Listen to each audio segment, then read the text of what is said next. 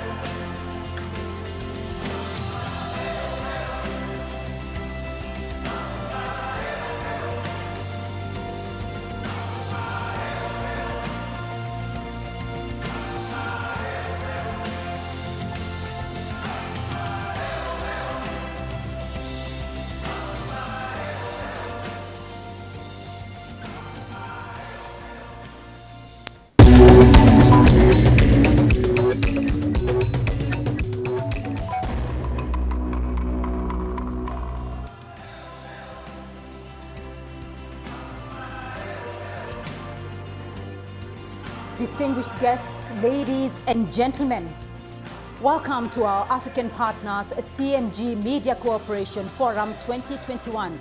Thank you all for being here. It's a true pleasure to have you joining us today. This is an inaugural media forum that seeks to build on an already existing collaboration between China Media Group and its African counterparts. My name is Beatrice Marshall, and on behalf of China Media Group, the sponsors of this event, it's my pleasure to welcome you here today. Now, it is time to look together into the future through the lens of our collective media. China and Africa share a rich history. The Chinese State Council's office has already reaffirmed this with its latest release of the white paper this 26th of November, titled China and Africa in the New Era, a partnership of equals. Partners with similar aims and goals. Today, we explore ways to raise our voices on the global stage. There's an African proverb that says, a difficult journey will make you daring and harden your will. We're here to harden our will. We have a vibrant and diverse audience participating in this forum today, both here in Nairobi and online, drawn from over 40 African countries and China.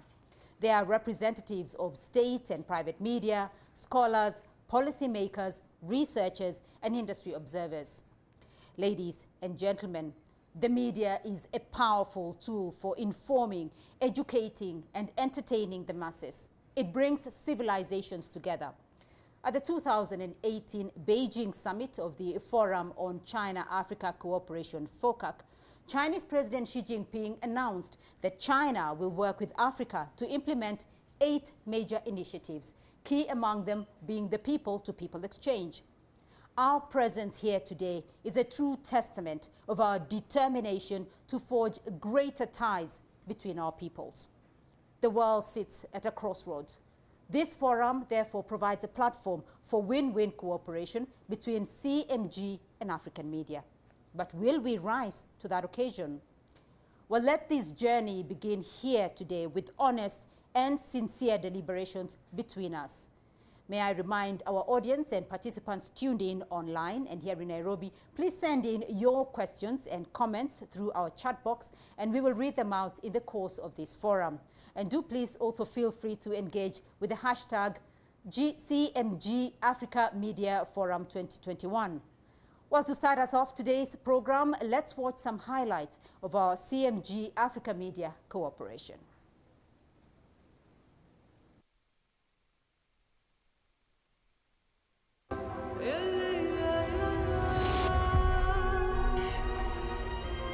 Africa, the second largest continent by land and population, and home to the youngest, fastest growing and most diverse population in the world. To bring you stories of struggle, survival and hope. For over a decade now, China Media Group has been telling the African story. Africa is not one country. Anti-Balaka supporters each trying to stamp their authority. As you go farther inside the temple, you reach the exclusive chambers. But there's only one great migration, and only one channel to watch it live.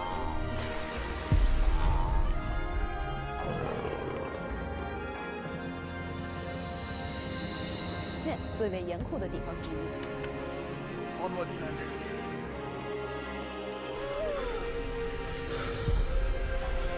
From north to south, east to west, China Media Group has traversed the continent, highlighting a developing Africa. Through stories of the people, the places, and the events that shape Africa.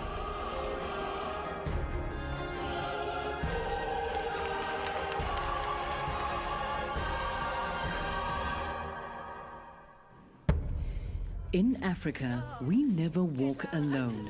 With mutual respect and a shared vision for a brighter future, China-Africa partnerships have deepened our bond. The relationship between Africa and China is based on equality, mutual respect, and a commitment to shared well-being.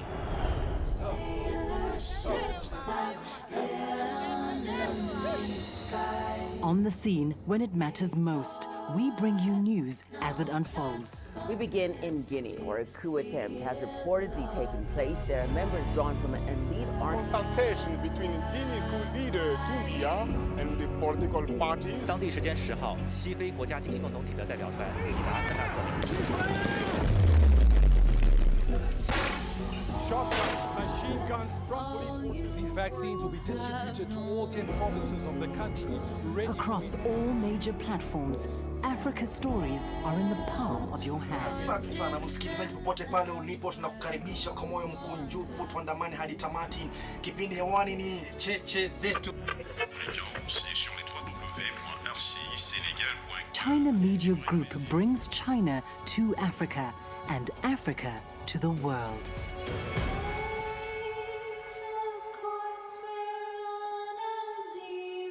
CMG, stronger together.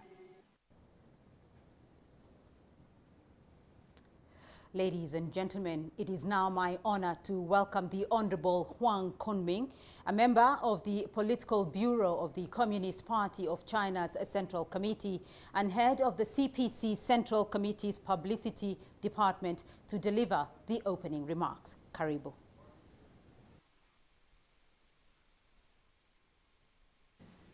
尊敬的各位来宾、女士们、先生们、朋友们，大家好。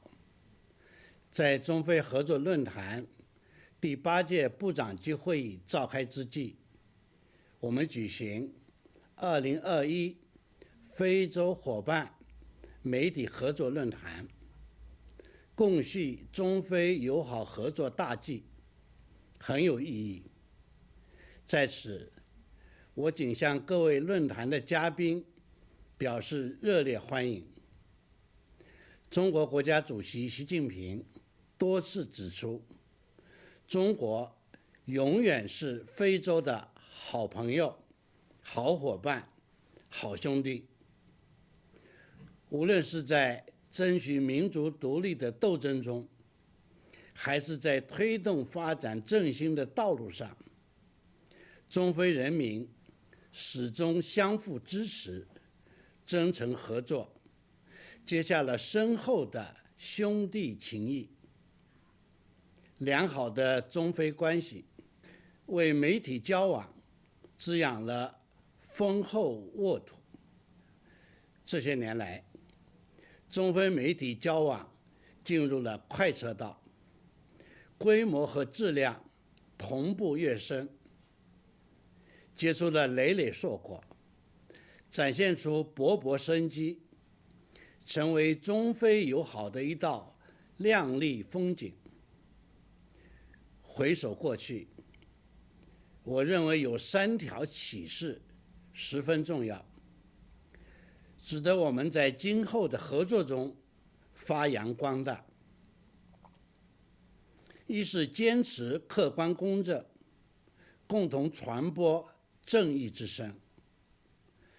中非从来都是命运共同体，面对复杂多变的国际形势，双方始终风雨同舟，守望相助，友好互信更加巩固，兄弟情谊历久弥坚。中非媒体始终坚持客观公正原则，传播事实真相，抨击谣言谬论，始终坚守媒体责任担当，控化真实清诚，传播正义和向上的力量，始终秉持友好合作初心，共建开放包容伙伴关系，向世界传达中非共同推进更绿色、更普惠、更和谐的全球发展信心。二是坚持真诚相待，共同促进民心相通。媒体的传播让中非人民的心越走越近。中国电视剧《美好生活》在非洲主流电视台热播，中央广播电视总台东非野生动物大迁徙节目吸引了亿万观众关注互动。大家用真心感知中非人民的共同关切，用双眼观察中非人民的生动故事，用笔触书写中非人民的崭新篇章。通过我们的努力，中非友好的生动场景、动人故事不断涌现，为中非合作提供了源源不断的精神滋养。三是坚持创新驱动，共同推进数字惠民。我们欣喜地看到，习近平主席倡议的万村通项目，目前已为非洲近万个村庄接入了卫星数字电视信号，帮助1300多万非洲家庭用户看上了数字电视。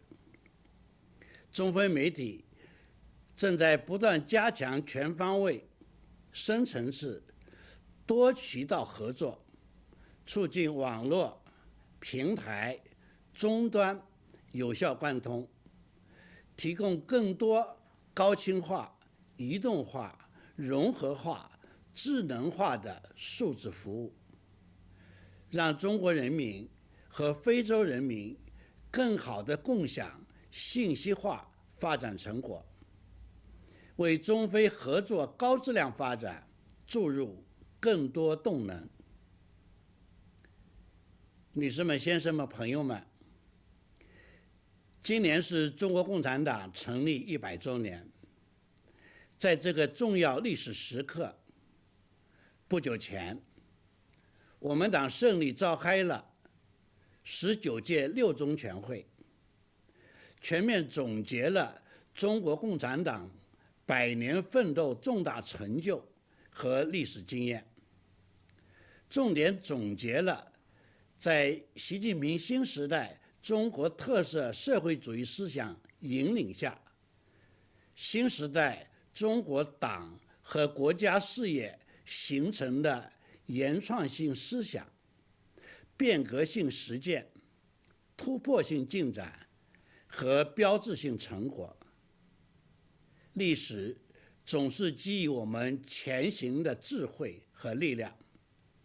新征程上，我们将在以习近平总书记为核心的中共中央坚强领导下，以史为鉴，开创未来，为全面建设社会主义现代化国家，实现中华民族伟大复兴而不懈奋斗。我们将坚持走和平发展之路、改革开放之路和多边主义之路，用实实在在的行动，努力为非洲发展、全球发展做出新的更大贡献。最后，预祝本次论坛圆满成功。谢谢大家。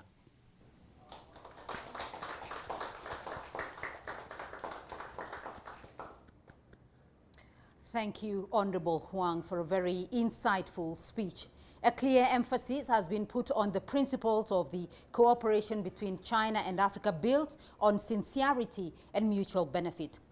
May I now invite Mr. Shen Haixiong, the Deputy Head of the CPC Central Committee's Publicity Department and President and Editor-in-Chief of the China Media Group. Welcome.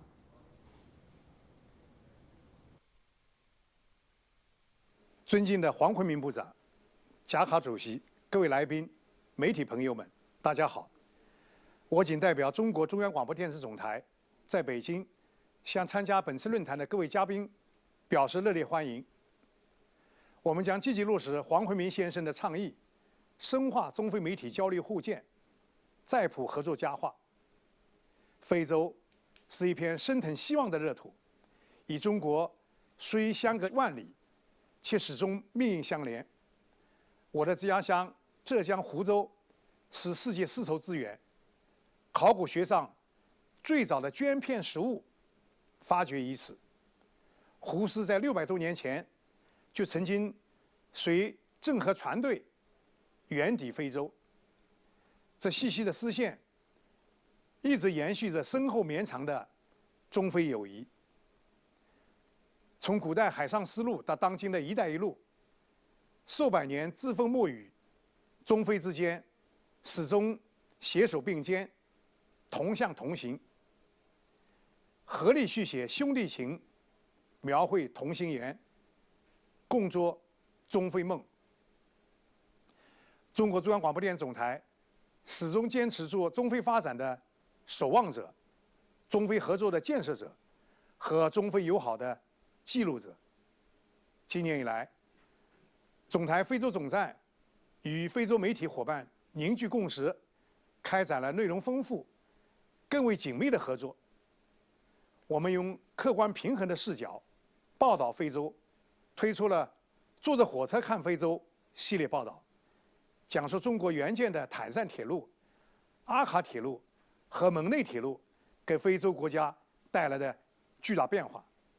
我们用守望相助的真情报道非洲，通过全球疫情会诊史节目，相互声援、并肩战斗、共同战役，体现出患难与共的珍贵情谊。我们用丰富多元的平台报道非洲，推出对话非洲栏目，专访多位非洲国家政要，向世界真切传递发展中国家的声音。同时，我们还致力于将真实、立体、全面的中国介绍给非洲。总台与非洲多国媒体合作推出的中非情缘影视展映活动，累计吸引了超过2亿人次的受众。像《摆脱贫困》、像《幸福出发》等总台优秀影视作品在当地热播，已经成为非洲受众了解新时代中国的窗口。涓涓细流汇成大海，点点星光照亮银河。我们的好朋友越来越多。最近，我陆续收到很多非洲媒体朋友的来信，我非常感谢朋友们对总台节目的关注。总台已经与包括非洲、欧洲、拉美在内的6大区域媒体建立起了伙伴机制。通过凝聚媒体力量，我们深化合作交流，携手应对挑战，共筑更加紧密的中非命运共同体。大道不孤，天下一家。今天，我们以相互尊重、合作共赢、中非媒体携手前行展开对话，就是要传递正能量，发出好声音，注入新动力。时间是最有力的语言，行动是最生动的注脚。让我们努力践行共同宣言，一起建设更加美好的世界。谢谢大家。A round of applause, ladies and gentlemen. Thank you. Thank you very much indeed, Mr. Shen, conveying a resonating voice and injecting new momentum. Those are some of the key words from Mr. Shen's message. Thank you very much indeed, Mr. Shen. Now, the African Union of Broadcasting was established in 1962 to promote the development of broadcasting in Africa. It boasts of a wide membership across the continent. We are today honored with the presence on this forum of Mr. Gregoire Njaka, the Chief Executive Officer of the African Union of Broadcasting. Karibu.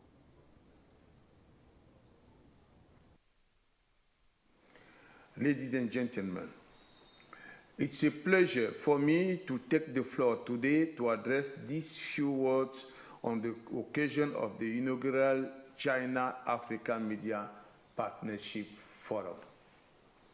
The theme that brings us together today is entitled China-Africa Media Cooperation Amid Unprecedented Changes in the World. For us, this theme is of double importance. First of all, it testifies our common desire to appreciate the efforts made in this vast project of media cooperation between China and our countries in Africa. Then it gives us the opportunity to start over on a more solid and fair basis. For the past decade, major China media groups have been setting and resetting on the African continent. Among them are Radio China International, established in several sub-Saharan countries. Beyond reporting, the radio offers Mandarin learning courses to engage new audiences. The China Global Television Network, a subsidiary of CCTV, continuously broadcasts information to an international audience. Thanks to satellite and strengthen the power of influence of Chinese culture on Africa youth. In the race for rating, Xinhua Group Xin News is in the same move, thanks to its powerful network of correspondents scattered in Africa and around the world. It reports on the intense political, economic, cultural, and social activities of China and bears witness to diplomatic relations between states. In just a few years, China has made its way onto the mainland and found new niches, proof of the solid media cooperation between China and Cameroon and Africa. Ladies and gentlemen, the African media are on the sidelines of the new dynamics which punctuate the progress of the world. Since 2020, they have been raising public awareness of dangers of COVID-19. They also relay the efforts of government to eradicate the pandemic. However, while Africa remains a welcoming land for international media, the deployment of our media on the continent faces several difficulties. In this regard, media cooperation should be strengthened. The African Union of Broadcasting, though its networks of content exchange has made available to its members, including channel, well sources, verify information that reflects Africa in all its glory and diversity. In return, the AUB issues hope that the Chinese broadcaster will join the network. To this end, China could offer more television programs on new technology, education, and science to bridge the gap in information's demand. In the spirit of solidarity and fairness, we can go further. Thank you very much, and long live cooperation between China media and African media. Thank you. Thank you very much indeed, Mr. Njaka. So, have you watched the bond between China and Africa? They are a collection of Chinese films and TV programs, along with prize-winning game shows that air in Africa. And Season 2 just premiered this month. Now, the more than 50 popular films and television shows from China have now been translated into English, French, Arabic, Portuguese, Swahili, and Hausa. The Bond is by far the largest exhibition of Chinese films and TV shows in Africa this year. And more recently, though, CMG has signed a Chinese theatre film and television cooperation agreement with state broadcasters in Kenya, Madagascar, Benin, the Republic of the Congo, and Burundi to share more content. Well, make a point of searching for The Bond Season 2. However, we'll give you a sneak preview. Take a look.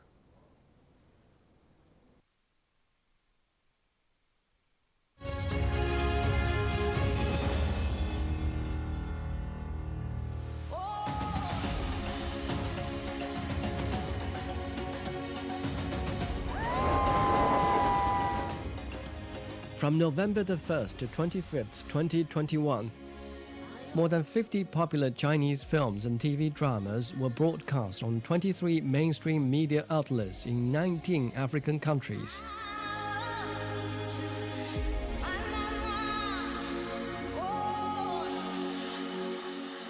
أنا هنا المديرة الجديدة فان سيجان. A editora ligou e eles disseram que o livro pode ser... Olha só para esta carinha.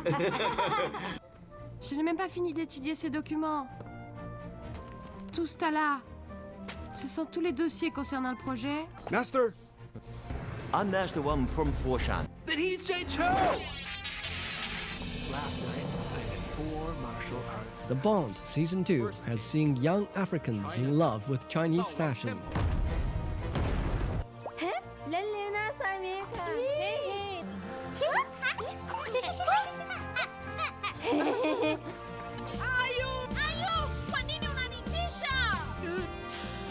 African children take fancy to Chinese cartoons.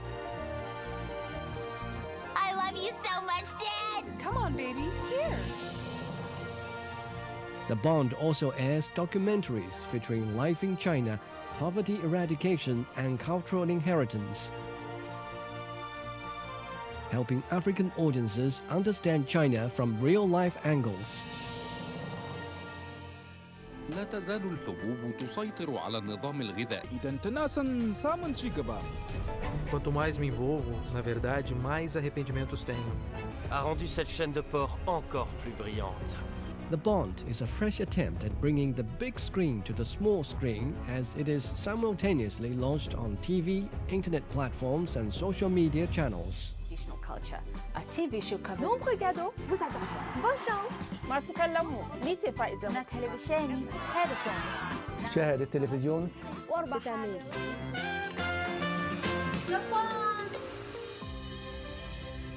The prize quiz and other interactive activities have attracted a large number of online viewers.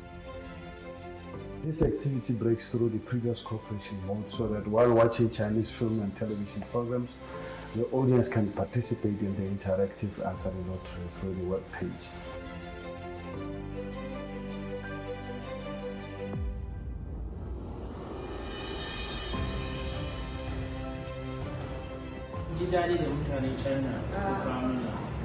This is an opportunity for us to get to know more about our culture and strengthen our bilateral relationship with China.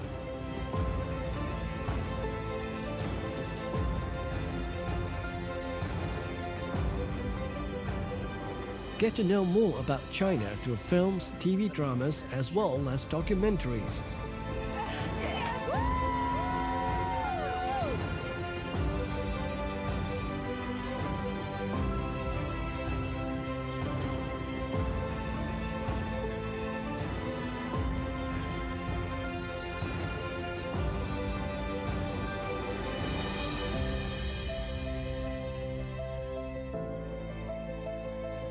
We are looking forward to Season 3 of The Bond.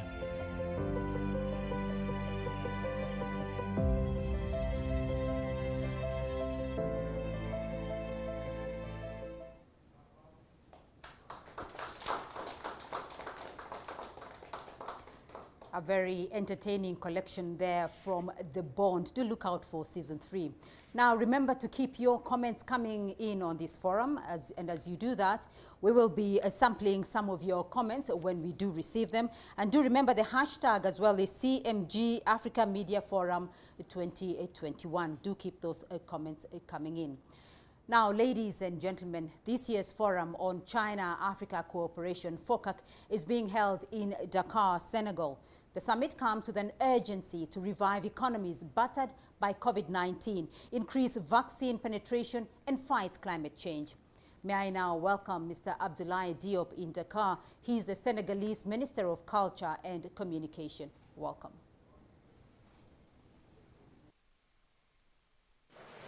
Excellences, Monsieur Wang, Chen et Ndiaka, chers participants invités de China Media Group, le Sénégal se réjouit d'accueillir le Forum de la coopération Chine-Afrique, communément appelé FOCAC.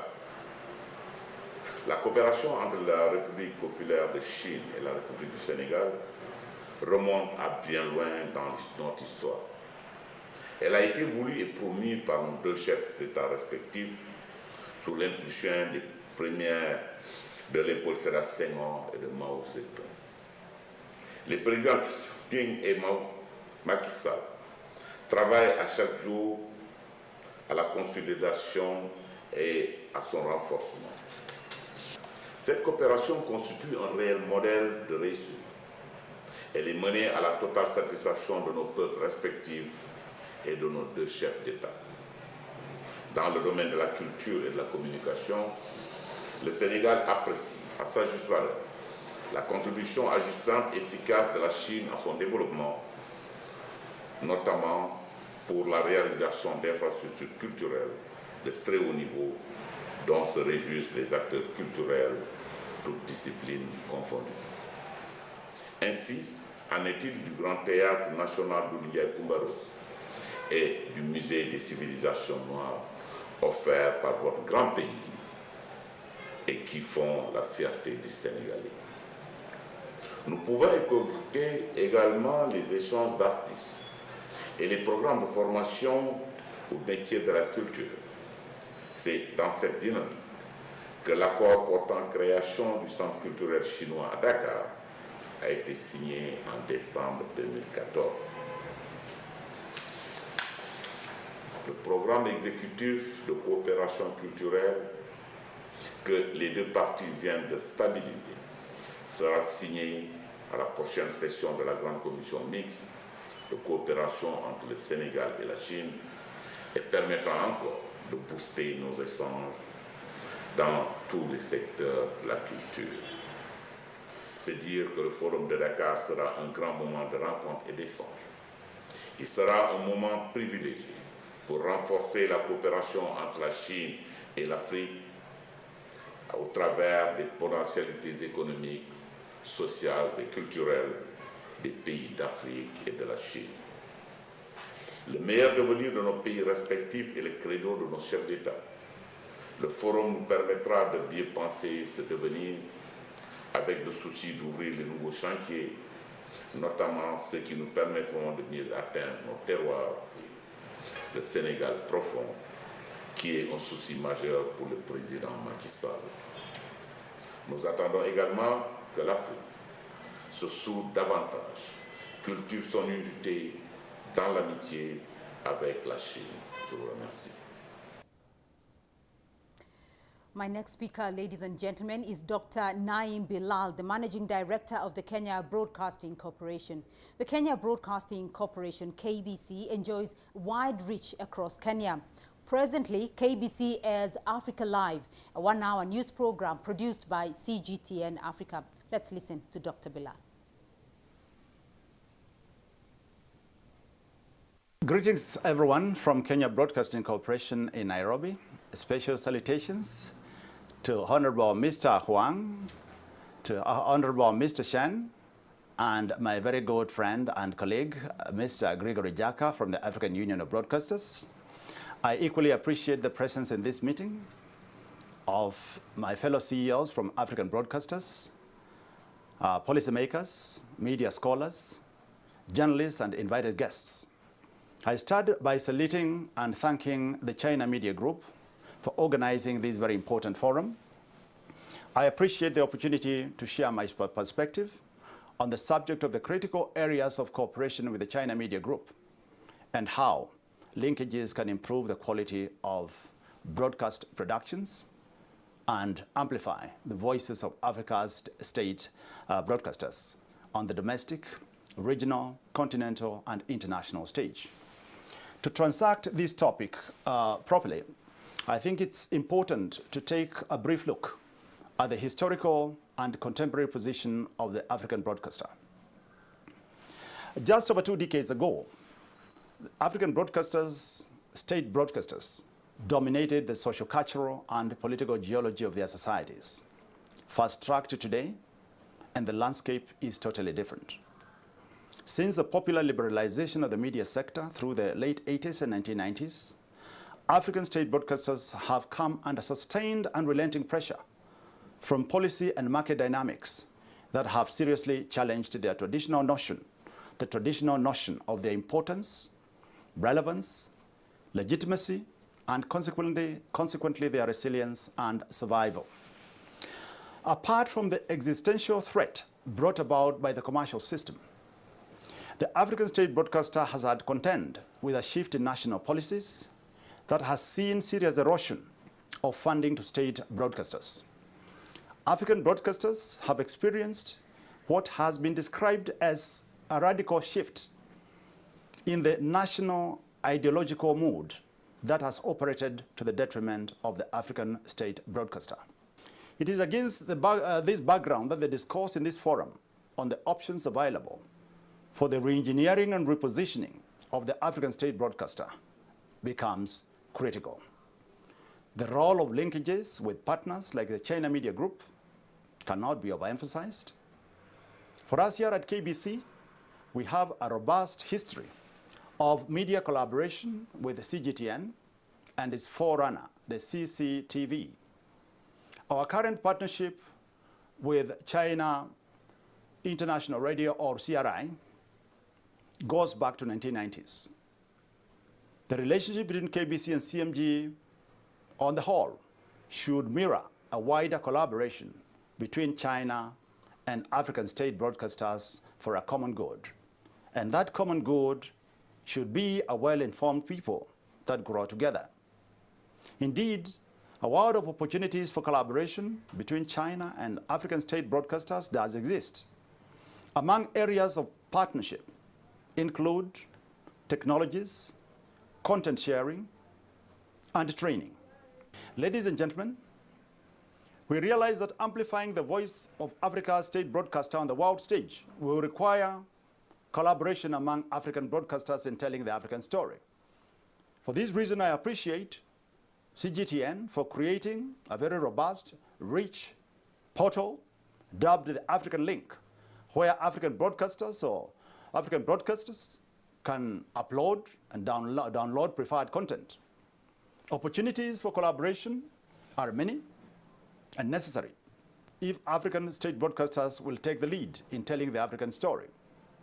You will agree with me that the absence of the African voice on the global stage has left the telling of the African story to other actors who view Africa from the narrow, myopic, and often false prism of abject poverty, disease, corruption, violence, crime, and primitivity. African state broadcasters need help to debunk the myths and misinformation that shape the popular view of the continent. I thank you, ladies and gentlemen, for your time and attention. Dr. Bilal, they are raising pertinent questions on the future of Africa's state broadcasters, debunking myths and misinformations. Now, few programs exhibit artistry, endurance, and strength as vividly as the Sino-Africa Kung Fu show. This is a project by CMG's French service that reflects the industry and perseverance of ordinary Chinese and African people. Take a look.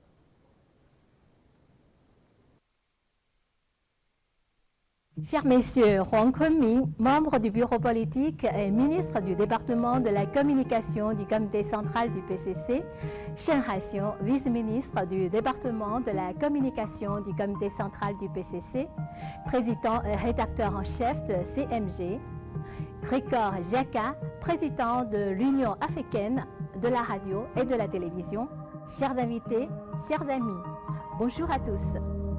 C'est un grand plaisir pour moi d'être parmi vous aujourd'hui au Forum du partenariat africain et de pouvoir rencontrer des confrères de médias d'Afrique.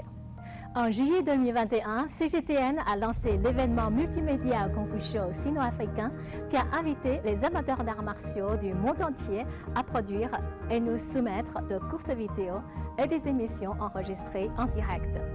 Les quelques 1000 vidéos de démonstration d'arts martiaux que nous avons reçues à la fois de Chine et de près de 30 pays d'Afrique ont été visionnées par moins de 100 millions de fois à travers le monde.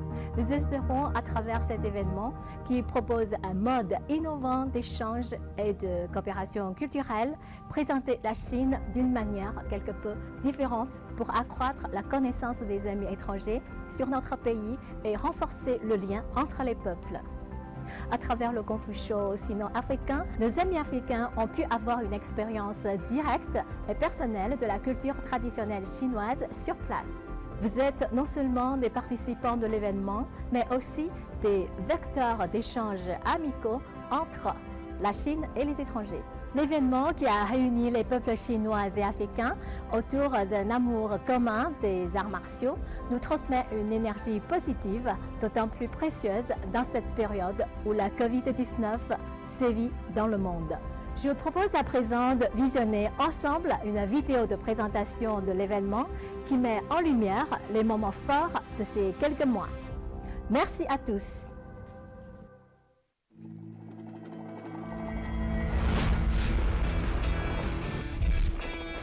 On July the 20th, 2021, CGTN launched the integrated media event, Sino-African Kung Fu Show.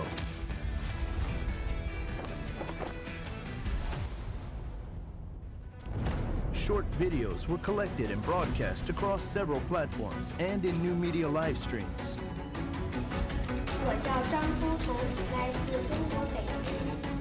Bonjour, je suis Senegalese. The result was a platform where Kung Fu enthusiasts could share their skills. More than 300 people from China and nearly 30 African countries shared their videos. Ici en République du Niger.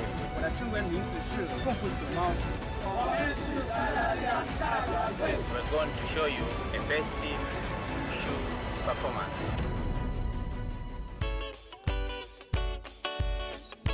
Passerelle des échanges culturels. Nearly 1,000 videos were shown on TV and shared across several websites and apps, generating more than 92 million views globally. On Chinese social media, these videos of Chinese and Africans sharing their Kung Fu routines caught the attention of Chinese netizens, generating 100 million interactions. When the hashtag "How popular is Kung Fu in Africa" went viral, a group of young Zimbabweans suddenly gained a large Chinese fan base. I like Chinese martial arts because it taught me a lot about discipline, health awareness, and humanity. In October of 2021, 4 live-streamed events brought Kung Fu enthusiasts from all over the world to Henan Province in China to experience Kung Fu and Tai Chi. 欢迎大家来到河南嵩山少林寺。我们今天来到了太极拳的发源地陈家沟。我们现在看到的3人棍术的表演，这是经典的少林传统棍法。教他们我说习武先习，学艺先学礼。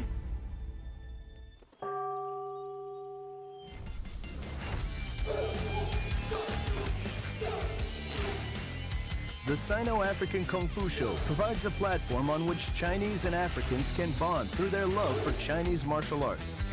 This innovative method of cultural exchange is enhancing friendship and boosting mutual learning between Chinese and African peoples, and is helping China and Africa build a more closely knit community of shared future. 武术让我更好认识我自己。 Have to feel it, You have to know and feel it for you to perform the moves. Nous encourageons vraiment CGTN pour ses efforts. C'est le genre d'initiative que nous encourageons. Ce sera vraiment une merveilleuse opportunité pour moi de connaître, de me mettre en contact non seulement avec des maîtres d'arts martiaux chinois, mais aussi avec des maîtres d'arts martiaux africains venant de différents pays. C'est une très bonne initiative parce que ça permet de réunir les pays africains et la Chine. Qui permet aux jeunes africains de se rencontrer. Ça favorise les échanges culturels, que ce soit du côté de la Chine et aussi de l'Afrique.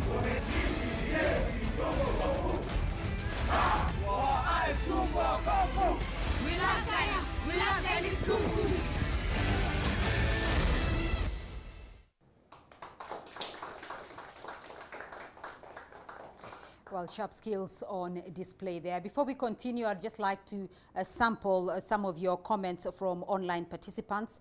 Zenenga, who's joining us online, says, I really appreciate this gathering. The host, the first of its kind. I wish to state that we really need to learn more about each other's culture.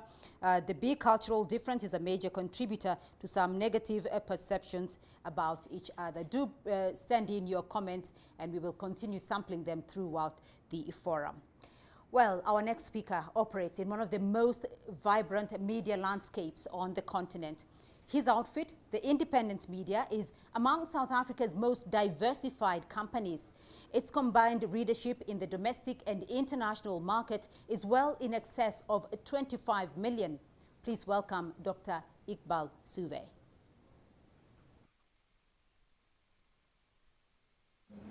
I'm very delighted to address you today, in particular to address the question or the role of China and Africa in the area of media and technology, in particular the post-COVID era. The world has been through a very big change over the last few months and years. We have seen the impact of the pandemic COVID. It has strained cooperation between countries and has seen a situation where some countries have gone on their own in the area of vaccine inequality, vaccine development, in the areas of PPE. In the case of China and Africa's experience with China, China made vaccines available early on to the African continent. Not only did China make vaccines available, it made the support to roll out the vaccines available at the same time. This kind of goodwill, this kind of support from China speaks to the heart of China and the Chinese people in international solidarity. And we in Africa are very appreciative of this kind of international solidarity. And we thank China for its leadership, its global leadership, in actually bringing vaccine equality to the world. We have seen, in particular in South Africa, and in particular in media, the cooperation between Chinese media and South African media. Our own organization, through independent media and the African News Agency and various other media forums that have been organized in partnership with Chinese state media companies and other Chinese media companies, have symbolized a high degree and high level of cooperation. This is not only extended to the sharing of content and the sharing of people, but also the sharing of technologies. There is no question that the world has changed and that people in the world consume media differently. They consume it today primarily using technology, be it an online media or be it in social media. China, we know, is a world leader in the space of online media and online technology. China has played a very important role in showing how technological advancement can work to the benefit of its people. We in Africa are hungry to emulate that particular example of China and to see how we can use technology in order to bring about better news flow and meet the aspirations of the African people. In particular, how we can help Africa to develop, how we can create a people-centered approach to development and to reduce inequality and overcome poverty. China has successfully shown how it has been able to reduce poverty levels over the last few decades. We in Africa thank, through our media, our cooperation with China and the Chinese people, and we look forward to an enduring, continuous cooperation for the development of both our peoples in China and in Africa. I thank you. Indeed, online is the new normal, and we'll be thrashing out issues to do with media and technology in our panel discussion coming up shortly. But before that, let's head to West Africa and welcome Oga Yakubu Ibn Mohammed, the Director General of the Nigeria Television Authority. Welcome, Mr. Yakubu. Ladies and gentlemen, I bring to you greetings from the Nigerian Television Authority, NTA. China and Africa have over the years become critical partners in their quest to achieve the growth and development of their peoples. Areas of cooperation between the two, permit me to cite Nigeria as an example, have been in infrastructure, especially rail and roads, through a partnership with the CCECC, and the economy through the China Exim Bank, to mention just a few. This has brought about a monumental transformation, especially in the rail sector of the Nigerian economy, recalling that the Forum on China-Africa Cooperation held in December of 2015 had media relations as one of the agreements reached. This further attests to the importance attached to cooperation between the two countries in the area of media relations. In this regard, the NTA Star Times partnership on digital switchover project ensures that as a national broadcaster, we commence the analog digital television switchover process well ahead of the International Telecommunications Union ITU 17 June 2015 deadline. Although this process is yet to be completed, the strength of our partnership with the Star TV network on the digital terrestrial television DTT transmission, pay TV and free TV platforms through our subsidiary Independent Television Services, ITS, is speeding up the process, thereby ensuring that we are on course in achieving total analog switch-off. Interestingly, Star Times hosted the first African Digital Development Seminar in 2011. Its strong lineup, bright themes, forward-looking and win-win cooperation model aroused high attention and wide participation of African governments and the radio and TV industry. This led to the promotion of the development of television in Africa. The coronavirus came with a lot of challenges, but one of the gains derivable from it is the traction it gave to media convergence, whereby most media houses have expanded their reach via online platforms, which have made their services to be received on the go.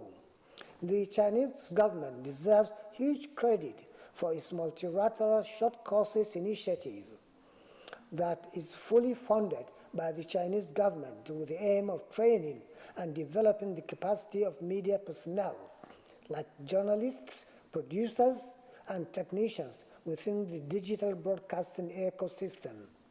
Thankfully, our organization, the NTA, and its personnel have benefited from this generosity offered by the Chinese government, and I will encourage the escalation of this initiative in the face of the impending switchover.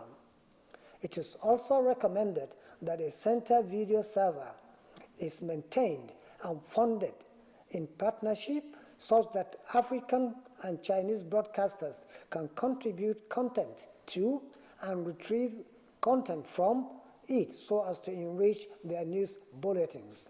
I thank you very much for your attention. Mr. Yakubu there recalling the pivotal role China played in working with state broadcasters in the transition from analog to digital. Still in West Africa, in recent years, the Hausa service of CMG has undertaken a number of projects with Nigerian media companies, including Leadership Newspaper, Federal Radio Corporation, ASO FM, and Freedom FM. Today, they have signed an agreement online to set up a common platform for Hausa-speaking media. Let's hear from their representatives about their plans.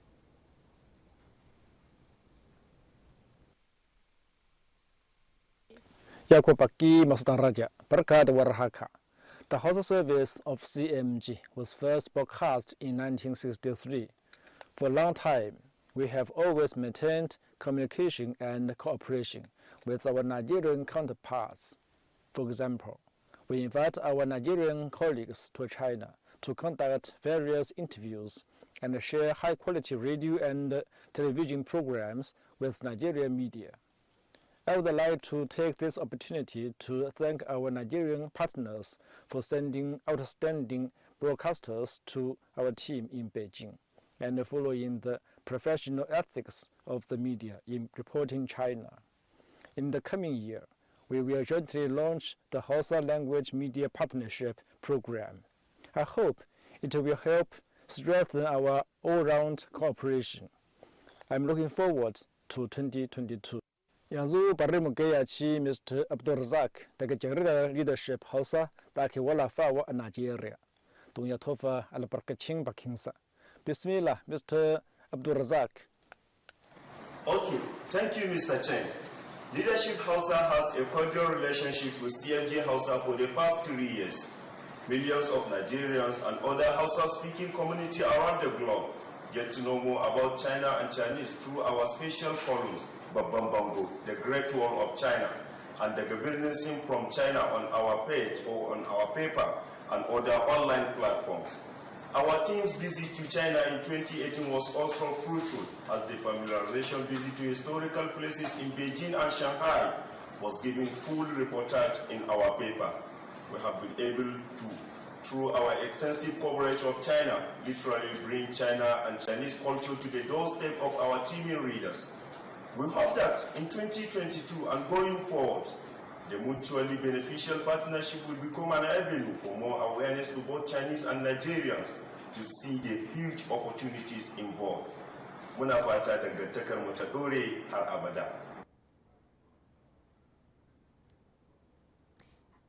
Congratulations and our very best wishes to the Hausa service there. Before we continue, I'd like to take a moment to sample some of the comments that have come in from our online participants. Sunday from Nigeria says, CMG is the game changer in as far as disseminating authentic messages from China and Africa to the world is concerned. And Ikena also says, from the Africa-China Economy magazine, from Lagos in Nigeria, we are sending appreciation for being a part of this historic event. We have sustained the passion and objective of deepening Africa-China relations through proper and factual information dissemination. Our great pleasure. This is Ikena Emeyu, editor-in-chief of the Africa-China Economy magazine. And Chris also says here, this is really good and has come at a most auspicious time. Bringing us together to discuss our issues is most commendable. China clearly is leading the way, and I'm so happy to be associated with this encouraging development. Well, 5 years ago, the CCTV Video News Agency and African Media established the Africa Link Union, which now has a membership of 42 media companies from 30 countries. We have the union's representatives who've joined us today to witness African Link Union become greater partners of CMG. Welcome.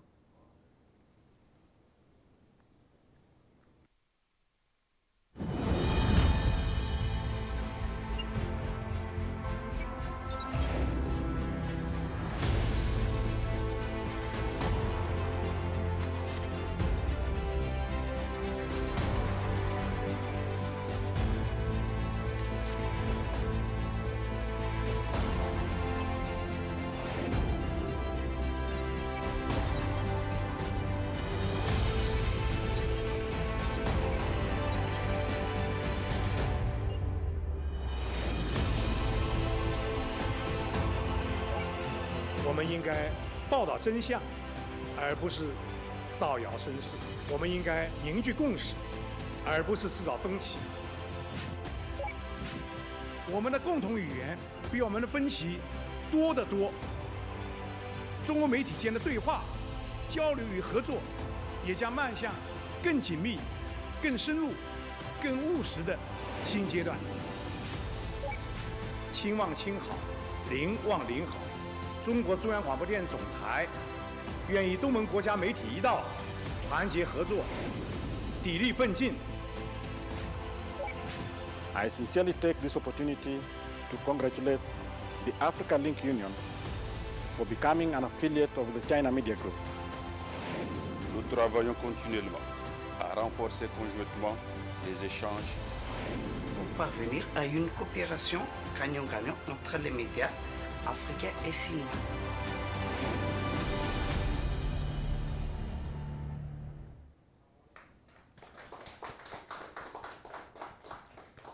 And congratulations again.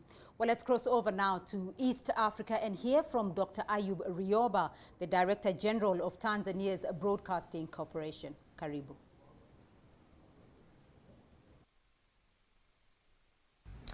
Hello. Honorable Huang of the CPC Central Committee, Honorable Shane, also of the CPC Central Committee, and also President of China Media Group, Mr. Njaka, Executive Director of African Union of Broadcasting, colleagues, ladies and gentlemen, it is indeed a great privilege and an honor to be invited to this important occasion to share with you a few remarks on the importance of China-Africa Media Cooperation. And indeed, I say, the China-Africa Media Cooperation in a changing world as a theme couldn't have come at a better time. There are critical areas of cooperation and linkages which could improve the quality of production and amplify the voices of Africa's state broadcasters on the domestic, regional, and continental stage or international stage where possible. China is well known for advances it has made in many areas, various fields, media production included. We have in the last couple of decades seen China media dominate the global stage. Before that, there were only giants that are known in the Western world. Now, in that way, China has actually tilted the imbalanced flow of information and communication in favor of countries of the South. We remember the debates that UNESCO championed for many years in the past about the imbalanced flow of information on a global stage. China has actually contributed immensely to changing that. Now, the cooperation between Africa and China could not have come at a better time, like I said before, and I'm sure we're in a position to benefit immensely, both China and Africa, in the following areas. For example, number one, this is something that can happen even now, and it has been happening in some ways, exchange of content. Of course, we see a lot of content coming from China. It could also be either way, that China could also benefit from content developed in Africa, just for making sure that we have mutually beneficial exchange of that content. Secondly, exchange of staff, like attachment, where Africans or African broadcasters could actually go and gain experience in Chinese broadcast stations, but also the Chinese could come to Africa and also benefit from whatever is here. The third one is training, mind mapping, brainstorming to see how we could improve our production, how could we could come up with new things, how we could make sure that we catch up and even, go ahead of the private media, where they have been leading for quite a number of years since they were introduced in Africa. The other area where we could actually benefit in these linkages is the area of co-production, that we have production, different types of genres that could be produced together between Chinese producers and African producers, and I think we would benefit immensely through that exercise of co-production. And lastly, I suggest is to have workshops that could actually facilitate exchange of experiences, like the forum we have today, which is very important for us to get to know each other, to get to know what we are doing, and to know where we can improve for the benefits of all of us. I thank you for your time, and I wish you successful deliberations in this forum. Well, no better time indeed, as Dr. Rioba puts it. Thank you very much for your articulate speech, Dr. Rioba. Now, ladies and gentlemen, we are about to finalize on the first session of this forum. We'll now invite Professor Amin Al-Hassan, a renowned media scholar with vast experience in development communication. Professor Al-Hassan is also the Director General of the Ghana Broadcasting Corporation. Welcome. Mr. Chairman, distinguished guests, colleague broadcasters, ladies and gentlemen, I bring you warm greetings and felicitations from the management and staff of the Ghana Broadcasting Corporation to all sister state and public service broadcasters and the China Media Group. I want to commend the China Media Group for this great initiative of creating a forum for the development of partnerships with African media organizations. This inaugural forum, I believe, is the beginning of an enduring partnership that should be a win-win outcome. The very day I got my invitation to speak on this occasion, the Chinese leader, President Xi Jinping, was reported to have addressed the G20 summit and called for deepening global partnership for development. A critical point he made that is very instructive was that development partnerships should be a win-win outcome for both sides. It is against this backdrop that we at the Ghana Broadcasting Corporation welcome this new framework of collaboration between China and African state broadcasters. This meeting is being held under the theme, China, Africa Media Cooperation in a Changing World. This is the most appropriate framing of our current circumstances. African state broadcasters are faced with the challenge of transitioning from an analog system to a digital network. With a heavy historical investment in analog infrastructure, the challenge for African state broadcasters has been one of change management. Permit me to frame the challenges of African state media into 4 questions. 1, how to retrain the workforce to work in a digital environment.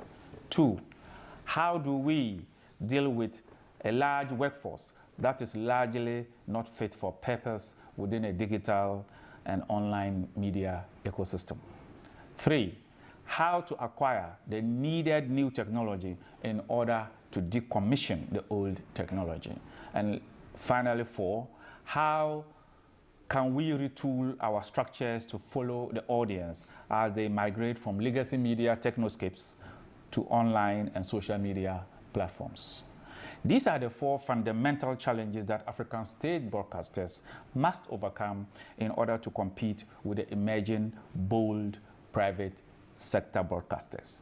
These private sector broadcasters are not faced with the legacy problems associated with transitioning from analog to digital that state broadcasters face. They are fresh startups that have no legacy problems. For African state broadcasters, a collaborative partnership with China will be very productive if we recognize these 4 articulated challenges as a starting point for a conversation. It is heartwarming that China's emergence into the global scene from a third world to a first world is very instructive for us in Africa. African countries have a lot to learn from the Chinese experience of development. The prominence of local culture and the strategic function of the state as the lead actor in a developed China is what should interest us. As we look up to learning from the Chinese experience, we expect that content exchange and professional development will form part of our collaboration. Thank you for granting me your attention. Happy conference. Thank you very much indeed, Professor Al-Hassan. And just a quick reminder that our hashtag is CMG Africa Media Forum 2021. And do keep your comments coming. We will continue sampling them throughout the forum. Well, our panel discussion will be coming up right after this next speaker, who is a career diplomat and the former deputy chairperson of the African Union Commission. Ambassador Erastus Mwencha currently sits at the Advisory Council of the Belt and Road Forum for International Cooperation. Let's welcome Ambassador Mwencha.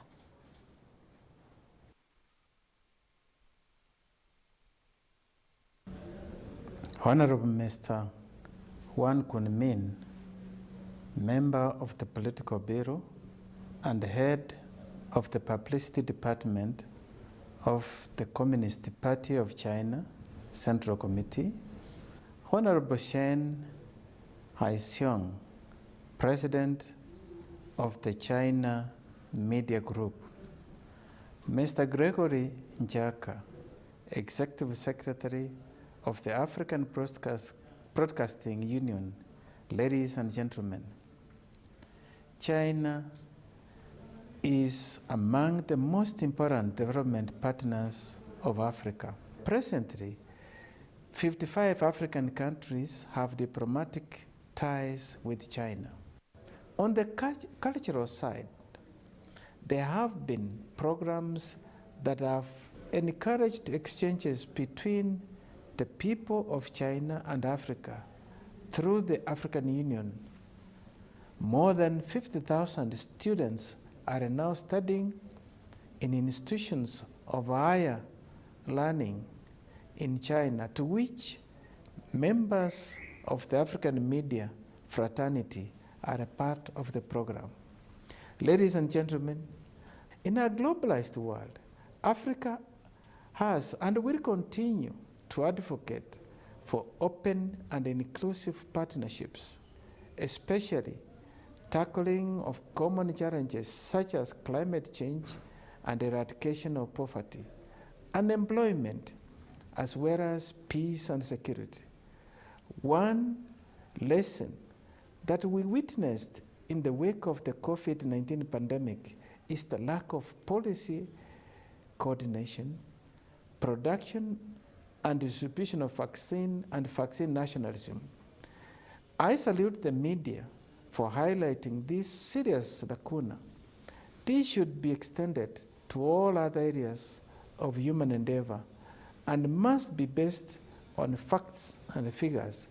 That is why the significance of this media partnership forum is all the more important. We need to forge alliances for good, alliances that promote dignity, mutual benefits, and development and growth of our societies. This Media Partnership Forum also precedes the 2021 Forum on China-Africa Cooperation to be hosted in Dakar, Senegal. It further illustrates many fronts Africa and China are working to benefit the global community. Ladies and gentlemen, we live in a globalized and unprecedented period, characterized by breathtaking technological advances combined with market liberalization, which has engendered the digital revolution. The digital advances have revolutionized the way we collect, disseminate, and consume information. This has blurred boundaries between media, telecommunications, and information technology.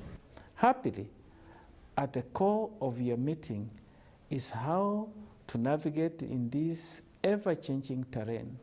In closing, let me once again stress that digital inclusiveness is an important component of the United Nations 2030 Sustainable Development Goals and Africa's Agenda 2063. I salute the organizers of this conference, which I believe is an important contribution in bridging the digital divide. I thank you for your kind attention and wish you fruitful deliberations. Thank you, Ambassador Mwencha, and to all of our esteemed speakers for the very insightful thoughts, views, and proposals. And now, welcome to our online dialogue, ladies and gentlemen. Our panelists will answer key questions around shaping global narratives, technology, and content sharing. I'm pleased to be joined here in Nairobi by Douglas Okwach. He is a senior editor at CGTN Africa. And also joining us online from Beijing, Professor Zhou Qing'an, Associate Dean, School of Journalism and Communication, Tsinghua University. Mr. Liam Lee, Adjunct Expert, College of Media and International Culture at the Xinjiang University. Dr. David Manyai is joining us from South Africa. He's the Director of the Center for Africa-China Studies at the University of Johannesburg. And Dr. Ayub Rioba is joining us from Tanzania. He's the Managing Director of the Tanzanian Broadcasting Corporation. You heard his speech earlier on. Welcome to the panel discussion, ladies and gentlemen. And to our audience, do remember to continue sending in your questions and comments through our chat box, and we will fill them to our panelists. Let me start off with you, Professor Zhou, if I may, in Beijing, because China and Africa have, in recent years, stepped up their global media presence, commanding a greater share of the global audience. I'd like to hear from you your assessment. What is your assessment of China's media in shaping global public opinion? Okay, thank you for your question. I think as a scholar who researched the global communications, I'm very glad to see the global represents for both media. Both media act professionally and actively in global public opinion. Over years, more attention has been given to developed and diversity around the globe. Media from China and Africa countries offered more diverse perspective and professional voices in the process, which contributes to build the healthy and more positive international sphere of public opinion. On one hand, more China-Africa stories are provided by media from both China and Africa. These stories reflect the diverse lifestyles of both people. Different choices of lifestyles originally from like wisdoms and spirits are born out of the diverse cultural, historic, and institutional background. And on the other hand, the Chinese and African media have also offer different understanding and the solution to global agenda by reporting. I think this is very important because in the future, both China and Chinese and African media can share more wisdoms from our own countries with the world and offer more objective and balanced voices to the world. So At the end, I think Chinese and African media have many things in common. Like we are keeping the professionalism and the media ethics. We both seek more objective and balanced reporting, and we also seek to present real-life conditions of people and diverse cultures. So to a much more objective and much more balanced international public sphere, Chinese and African media should not only focusing on news of our own nation. More importantly, we should discuss the issues most people around the world care about for their own perspective in the future. I want to draw in Douglas here, because Douglas, Professor Zhou has talked about African and China's media having a different understanding to global challenges. But we've also seen that earlier in his keynote speech, though, Mr. Huang played that our media shall remain objective and impartial and raise the voice of justice. That is what we're talking about now. So we've seen global injustices sort of like on issues such as the COVID-19 vaccine, on climate change, trade imbalances, and at the United Nations. How do we move that conversation, though? How do we shape the narrative? Thank you, Beatrice. I'd like to hark back a little, 60 years ago, when many African countries were getting independence, and the aspiration of African leaders, African founding fathers at that time, at that point in history, was to fight disease, ignorance, and poverty. So that is what has driven many African countries through the decades. Now, sometime around 2011, 2012, a new narrative emerged called Africa Rising. And that narrative was gaining quite some traction. How is Africa's and China's media, though, going to go about changing the narrative from what we've had in the 60s? I think what happened at that point, just before you made your comment, is that the media seemed to have dropped the ball because there was a clear narrative that was already there, which they should have built on. I think jointly, African media and China Media Group can form a partnership to focus more on issues that are urgent to Africa. More recently, we see COVID has exposed our economies, the lack of diversity of our economies. COVID has exposed the weakness of our health infrastructure. Africa still have an education system, which is a colonial legacy, really, which is more oriented towards producing job seekers as opposed to people who can create jobs for themselves. An education system, therefore, that creates many unemployed young people. So again, in partnership, this education system should be reconfigured to create more people who are self-reliant, who can create opportunities for themselves, and who can play a role in economic development.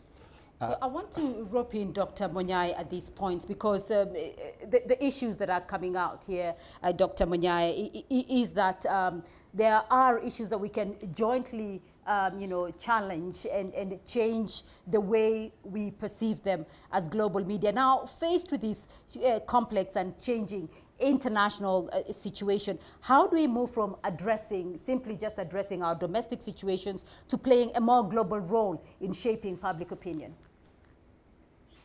I think what is required, based on what my colleagues have alluded to, is to firstly realize that the media is not equal. There's uneven development of the media itself, and therefore I think times are changing. Indeed, we see with this collaboration between African media and Chinese, which is a positive development. I think it's a question for us to seize the moment, ensure that we take the issue of the media and make it a developmental media, a media that understands that globalization does not mean westernization, a media that centers Africa's narrative, centers Chinese narrative, as well as Chinese and African civilizations. I think these are core, and specifically deal with developmental issue, agriculture, new issues in terms of technology, going to space, ensure that the young ones are learning and play a critical role at a global stage in terms of contributing meaningfully to the well-being of mankind. All right, Mr. Liam Lee, I mean, you have extensive experience in media and communication, and we're hearing about the different ways that we can confront the challenges ahead as media. But historically, though, the dominant narratives about Africa, about China, are mostly from, Western media outlets, which are filled with misrepresentations and half-truths.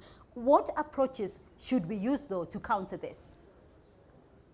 Definitely, as you have mentioned, the narration of China and Africa has long been dominated by the Western media. In the early years of my journey, many Western journalists who cannot assign the Chinese interviewees, but yet their narrative, the China-Africa relationship in their highest voice. In my opinion, in order to change this situation, we at least need to do two things. First, the story between China and Africa should be voiced from our voice. And besides, we should encourage more exchange between the media and opinion leaders from the two parties. And secondly, facing the misunderstanding narration of China-Africa stories, all members of media communities must be brave enough to carry out the multinational cooperation so as to give our own voice. I'm delighted to see many African correspondents coming to Africa, coming to China to conduct the various interviews.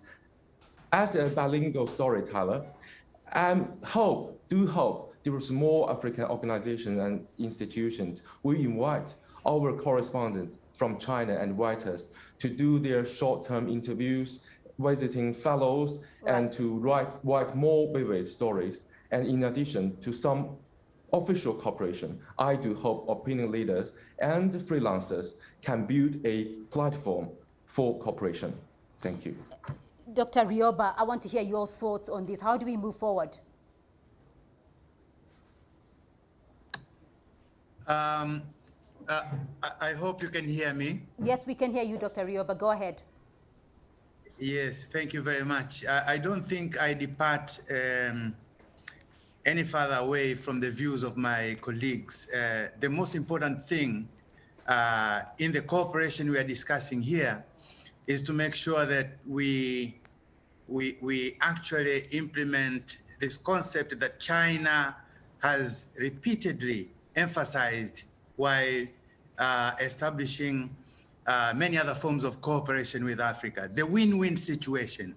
I mean, some of us would not like to see a situation where China is becoming another imperialist replacing the West in terms, for example, of cultural imperialism, that we in Africa are only getting content from China, and then when you go to China, you don't see any content from Africa. The second important thing that I think we need to emphasize, which has been raised by my colleagues, is the fact that we need to actually change this negative narrative that has for many years, many decades, been created by Western media, because now, like I said in my earlier speech, China has advanced technologically. China has established a number of international media.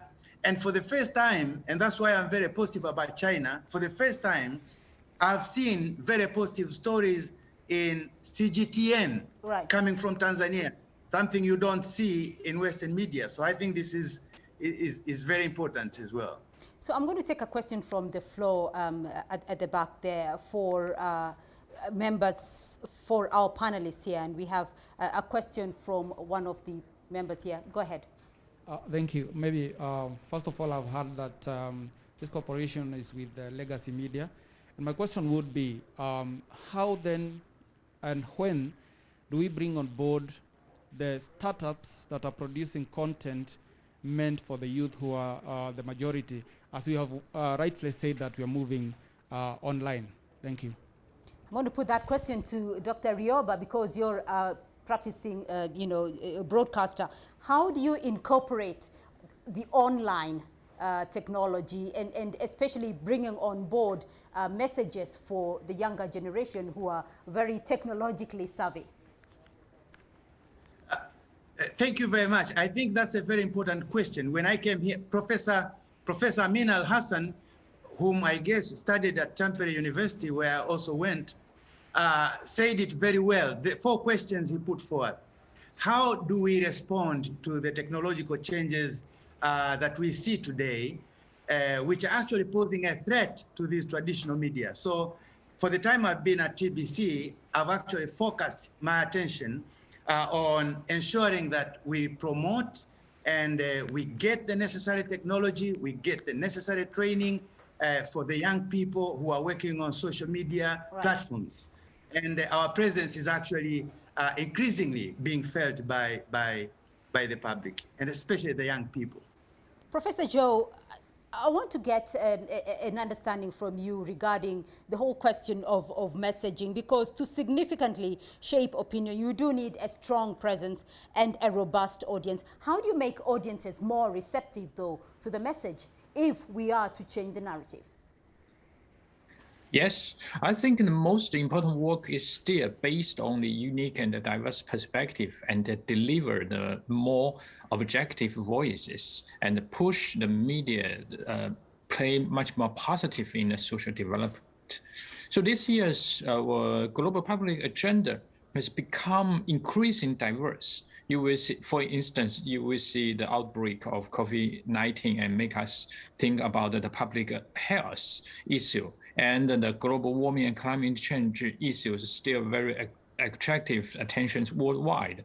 And we're also talking about many kinds of issues that care about human rights. So it should be specified note that we discuss reports from Chinese and African media, not solely because of the voices of Western media have been repeated, but we need to get rid of stereotype and trying to give much more independent voices and much more objective voices. So what we really wish is for us to obtain our own unique perspective.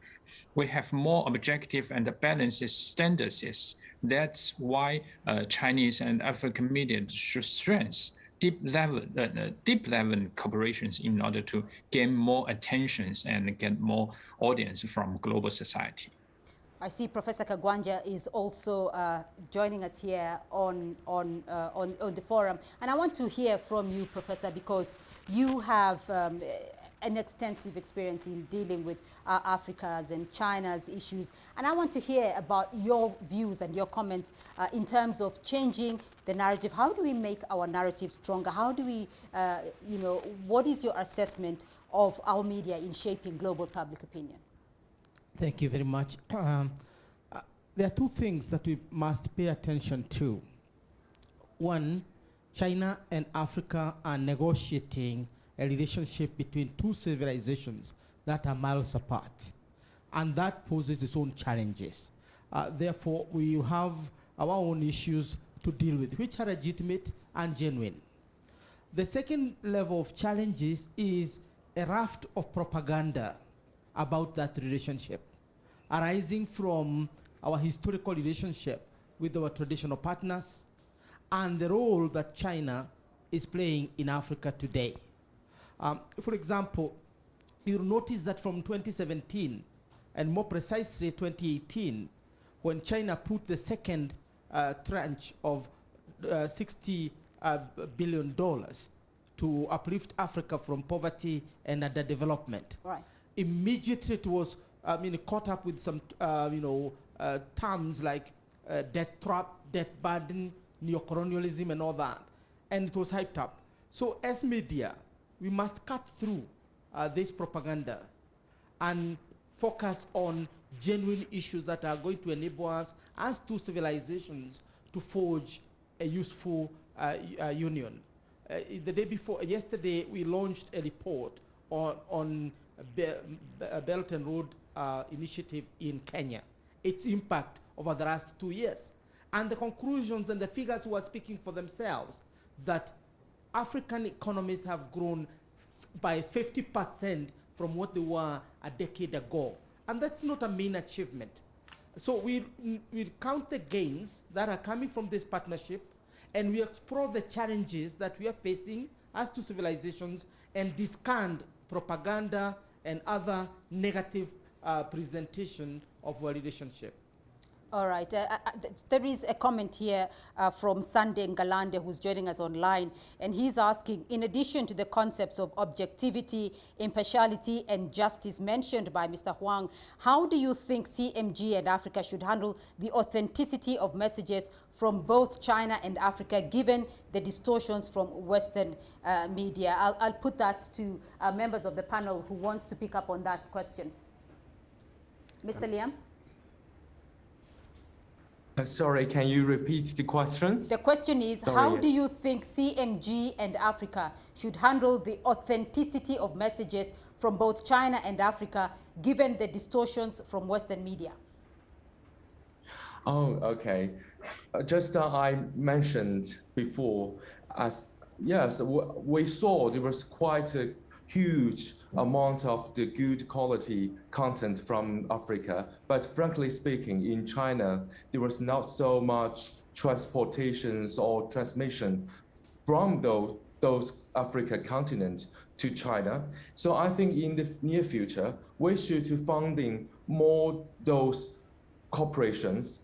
For example, we should be funding the co-productions or co-creations for the good content, both from China to Africa and Africa to China, because you definitely know that there were several of the rewards this year the Africa writers have awarded, but in China there was a few of the works has been translated to China. All right, Dr. Munya, your thoughts on that?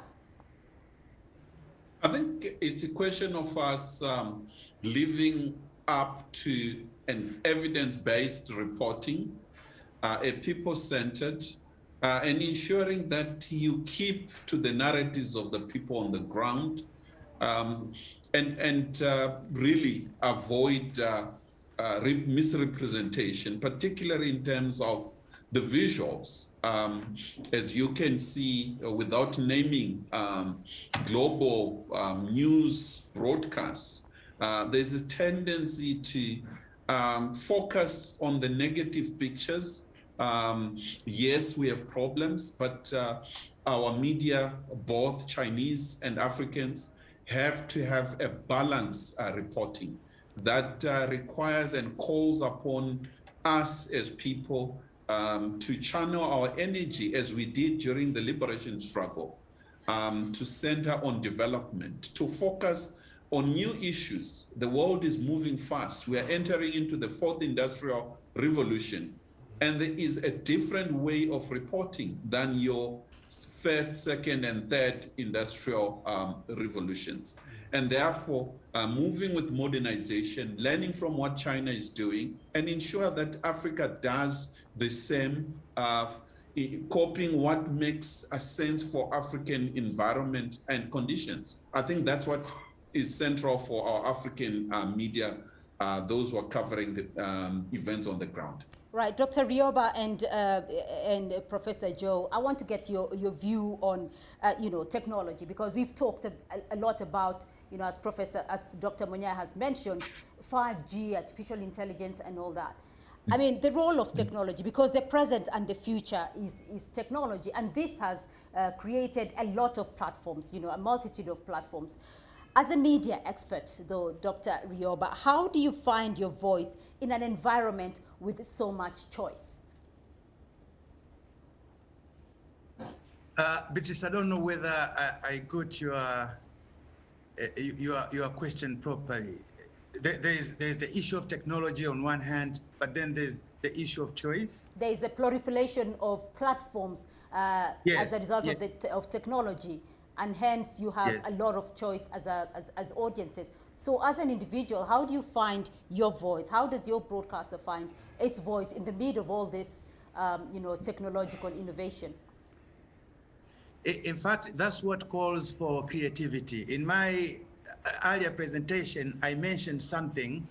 I think probably it wasn't clear. I talked about training, and I also mentioned things like brainstorming, mind mapping, etc., meaning right now, for those of us who lead these public institutions, like someone rightly said, that the private media actually have challenged the legitimacy. I think it was the CEO of Kenya Broadcasting Corporation, but it's not only the private media that have challenged our existence. The proliferation of other media platforms, including particularly the social media, have also challenged our existence. And therefore, the number one solution is to become more creative. Number two, to become more relevant, like Professor Monyai just said, becoming relevant to your audiences. Because otherwise, if you're not relevant to your audiences, and if you don't have the mechanism to engage your audiences, to let them see that they're also relevant and important to you, it means you are likely to be forgotten because there are so many other platforms. Professor Joe, your thoughts? Okay, I think this is a very important question because as the development of social media, individuals have much more choices than before to select the informations. So the media legitimacy will be very important for the public and for the media. On one hand, I think the traditional media should play much more professionalism. They offered enough information and the enough facts to show the whole picture of any kinds of news to the audience. And on the other hand, we think the social media played as a very important platform that different kinds of opinions can communicate and cooperate together at that. So in the future, I think the public sphere is acted like in the situation of high technology. It acted like there is very important position for traditional media, still keeping very important role. They report the information, they report the piece of news significance, they tell stories much more individual, and they reflect enough opinions, not only coming from the interviewees, but also coming from the feedback of the social media. And the social media also can divide the enough channel for the public to negotiate or discuss enough that make the traditional media to play much more professionalism. Professor Kagwanja, I want to go back to a message that Mr. Shen, the president of CMG, made earlier in his speech, because he said we are starting a dialogue with the principles of mutual respect and joining hands and forging ahead. Now, this forum marks the beginning of a new journey on China and Africa cooperation. What are some of the key pillars that they should be brought on board? Thank you. I think to track down the journey between China and Africa, we go to 2000 and the commitment that was made. Africa made a choice because at that time, the main narrative was that Africa is a hopeless continent and was actually abandoned by its traditional partners. It is at this juncture that China and Africa chose to work together. But in working together, they looked back to their past and saw that they had a past where they had worked together for centuries, and this past was not punctuated by neo-colonial or colonial domination. It was not hegemonic. It was a journey of equals, people holding each other's hand and working as equals with what you'd wish to call win-win situations. And the legacy of that is very clear in our history. Moving forward, I think Africa and China have decided to work together. The challenge here is that there is a lot of information out there that is very pessimistic about Africa. And I would caution Chinese media from consuming this. From history, the West particularly has always depicted Africa as dark. Never mind that the sun is at the top of Africa. Right. It has depicted Africa as backward, Never mind, we are the richest continent in terms of the resources and even human resource now. And it continues to depict Africa as the wild. You don't care about the people who are there, you care about the animals. And if people are to be seen, they must look native. They don't have to go to school. They must jump high, and so on. Now, China should not consume those images. China should not project those images. And China should depict that optimistic picture of Africa that they have been projecting. Now, we want more focus on development, not on disease. We want more focus on, the creation, not poverty eradication.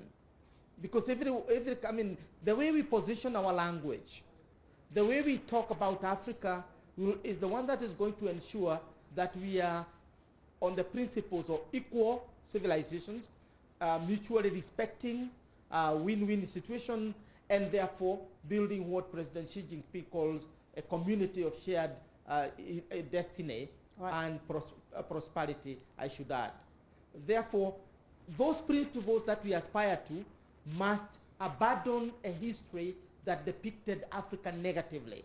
And my generation and the coming generation are very optimistic. We look forward to better depiction of the continent that we have enjoyed before. Right. So at this juncture, members of the panel, there are some questions coming in from our online participants. Gerald Mbanda is asking the panel, China and African countries are constantly attacked by Western media on issues of human rights and democracy, yet every civilization has its own way of dealing with the two concepts. How can China and African media work together in this war? Members of the panel.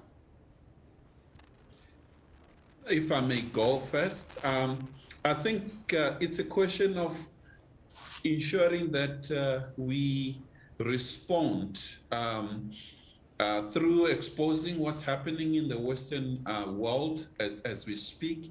The question of human rights, we have to understand, we have in Africa a demand for the rights of your ballot box and a right for the belly to eat, wake up, and have shelter, to have infrastructure. Those rights must not be separated. What we are getting from the Western media is the abandonment of the rights of the belly, of the eating, of the infrastructure, and overemphasize the individualism, overemphasize the ballot box. And what we say is that as we know, the ballot box, election, democracy are all important concepts, but we don't eat democracy. We have to ensure that our people have food on the table, and therefore we need that balance of the ballot box and food on the table. And that narrative must have a strong hold on the continent. All right, any other panelists wants to go on with that comment? Professor Kagwanja. Maybe I can share. All right, maybe Mr. I can Liam, share a little thought. Yes, I see a correspondent working the very frontier. Take the Zhejiang as an example. The Zhejiang University, I do the fellowship here. The Zhejiang proposed to be the very frontier for the Commonwealth. So I think as to the human rights questions, just like the people's talk, I have a dinner with one of my disabled people, friend, and he has ideas. When he gets rich, he gets those money returned to the society. So I just asked him to tell me the story in many ways to rest of the world, how the China's doing the human rights from the very individual ways. Even the disabled persons have the thought to have those wealth returned to the society. So I think just let people to telling the true story. All right, Professor Kagwanja. If you recall, it is the Nobel Prize winner and Professor Amartya Sen who said development is freedom. In line with what Dr. Munyai is saying, You cannot talk about freedom and human rights when people are sleeping hungry, people have no roof over their heads, kids are not able to go to school, and people are ravaged by disease. Therefore, the priority that Africa and China have taken is the way to go. The way to go is ensure you empower people in terms of material needs. Then you put together a political system that guarantees that there is no instability every other time, because development cannot take place when you have total instability. The crusaders for human rights and democracy, in the liberal sense of the term, always overlook the need to balance between development and human rights. They also overlook the need to ensure there is stability and peace in order to guarantee development. For them, human rights are more ideological than practical. So we want a regime that protects the right of a human being to food, to shelter, to health. All these 17 sustainable development goals in the United Nations can only be achieved if we take human rights as a holistic ideology rather than just civil and political rights. The quest for democracy, the ballot, and all that. We need to go beyond the narrowness of neoliberal order. Douglas, as a senior editor, you must strike a balance in what exactly can go out there. How do you weigh in on this? Thank you, Beatrice. Three things. First, I want to respond to the issue of narratives. First of all, I think for us to even sit and dialogue and debate narratives, Africa must, first of all, in conjunction and in partnership with China, decide what kind of narrative do you want to push. Otherwise, it's futile to sit and discuss narratives, and we haven't determined what kind of narrative we want to push. That's number one. Number two, and already there was a narrative that sort of fizzled out because the media dropped the ball. Number two, I want to respond to the issue of disinformation. I think disinformation is a function of single narrative reporting. A story doesn't just have one side. A story has multiple sides. So disinformation thrives where single narrative stories are pushed. And I think the solution lies in the basic principles of journalism, multiple sourcing, corroborating, fact-checking.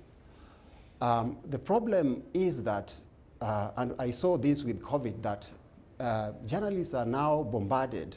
They're overwhelmed with information.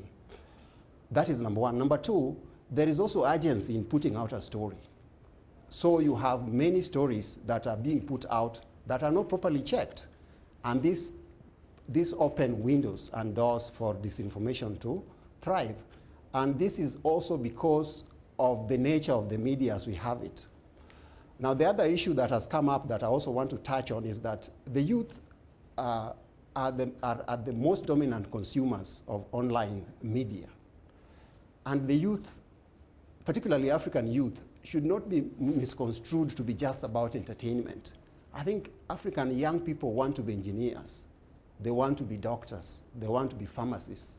They want to be aeronautic engineers and pilots and stuff like that. So why don't these multiple platforms that we are talking about, this proliferation of platforms, also see a proliferation of adequate, of relevant information? Let's educate, not just inform and entertain. Let's educate. Let's offer a variety of choices on those platforms. Then we'll be making a lot of headway. All right. There's a question from one of our online participants, Thomas Mkandawire. He's joining us from Zambia. He's asking, China is known to be very innovative in terms of invention. How will you help African broadcasters in terms of training and new technological adaptation? I think that will be a question for you, Professor Zhou. Okay, so if my understanding is right, so his question is about how African media try to improve the capabilities in the cooperation between Chinese media, right? Yes, in terms of innovation and technology. Okay, so I think there is two key words to answer this question. First of all, I think we need to enhance the standards of the cooperation. Right now, actually, we have some institutions that we exchange some journalist corporations individually, and we share some information and the resources together. I think that open a very significant and brilliant beginning. So in the future, if we can cooperate more on the reportings and we can write stories bilaterally together, so I think focusing on some public agenda globally, so I think it will be much more important for us to share the ideas. Secondly, I think we need to consistent on the inner trust between the correspondence between each other. So I think that based on the past experience, the trust, the national trust and the individual trust and the professional trust were very important tools for us to cooperate together. For some times, I think the Western media is trying to demonize the trust and the cooperations between China and African media. So right now, if we want to enhance the standards of cooperation, we need to strengthen the trust between each other. They will make a much more brilliant future between us. So there's a comment from Professor Amin Al-Hassan from Ghana Broadcasting Corporation. And Professor Al-Hassan says, there are many opportunities for sharing of children and entertainment content. And earlier on, we saw a sneak preview of the bond. And I want to look a little bit, Dr. Rioba, on the issue of content sharing, for both China and African media. In terms of the audience profile, do we understand the market demand for films, for programs in China and in Africa, and is content sharing catering to this wide array of consumers? But like you rightly said, I think some of these areas require, some research. I've been here at TBC for the last almost 6 years now, and I'm quite behind when it comes to studies on what's going on in the field. But I believe content that has universal value can easily be exchanged and can be beneficial to both parties that want to cooperate. But again, there are certain critical issues that have to be looked at. For example, in terms of children's programs, I look at, some intrinsic values in a particular culture and how it would impact upon the receiving audience of young citizens. And that's why I'm saying some of these issues are issues that have to be looked into through studies and through experts. Mr. Liam Lee, your thoughts? Yes, I think both China and African storytellers are the greatest in a very golden age in the history, because we can obtain our inspiration not only from the past, but also inspiration from the current stage. We can find many high quality content both from China and Africa I mentioned. And again, I strongly propose that we should funding the encourage joint creation of productions in the aspect of the content sharing. All right, Dr. Munyai, I think you had a comment there, and of course you can address the issue of the opportunities to make the exchange better. Indeed, there are a number of areas. I mean, I've been to China a lot of times, and one thing that surprises me is that both Chinese and African media does not cover enough sport. And you have, in China, soccer is a growing phenomenon.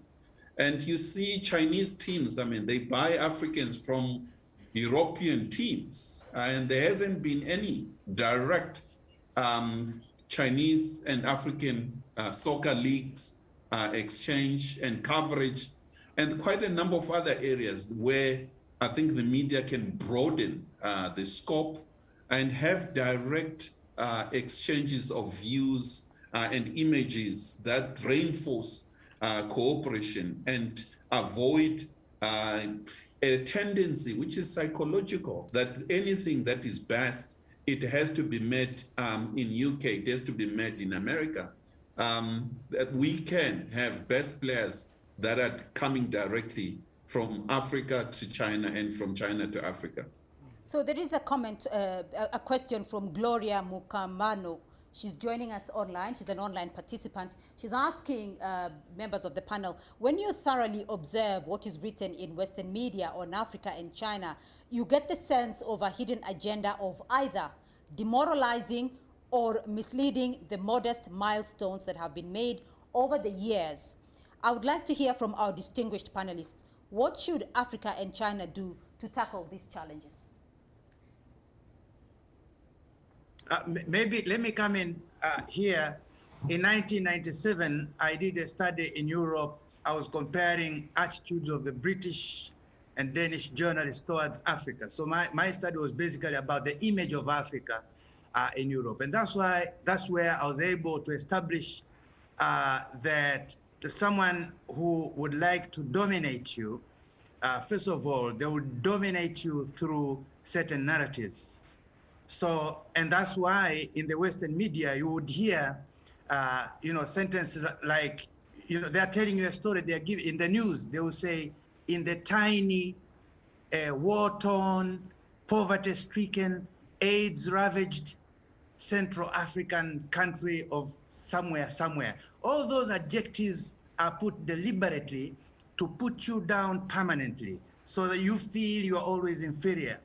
And in fact, when you were discussing the issue of human rights, I wanted to come in, then I thought, no, if I were to start discussing that, I think it would have taken very long.